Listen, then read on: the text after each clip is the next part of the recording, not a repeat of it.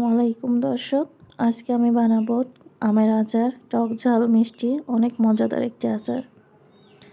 এজন্য আমগুলো আমি স্লাইস করে কেটে নেব। আমগুলো কেটে আমি ধুয়ে একটা নেট বলে রেখে দিয়েছি।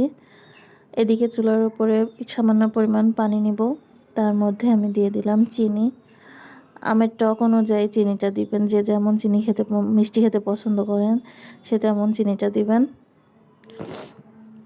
চিনিটা দিয়ে অনবরত নাড়তে হবে। এখানে দিয়ে দেব শুকনো মরিচ।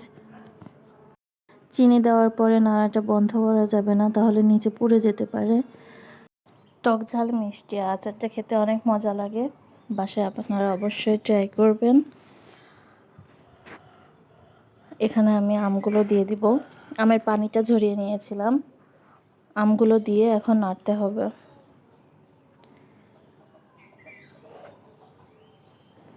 নিচে যেন পুড়ে না যায় সেদিকে সাবধান থাকবেন।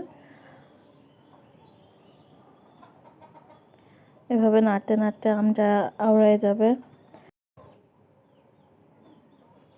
এখানে সামান্য পরিমাণ লবণ দিয়ে দিব।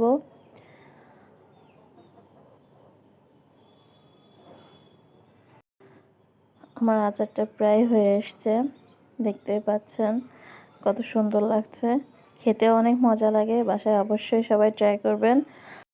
এই পর্যায়ে এসে একটু পানি বের হয়ে গেছে, পানিটা শুকাই নেব। দেখতেই পাচ্ছেন আচারটা কত সুন্দর লাগছে, খেতেও অনেক স্বাদ, অনেক মজা লাগে। আজ এ পর্যন্ত।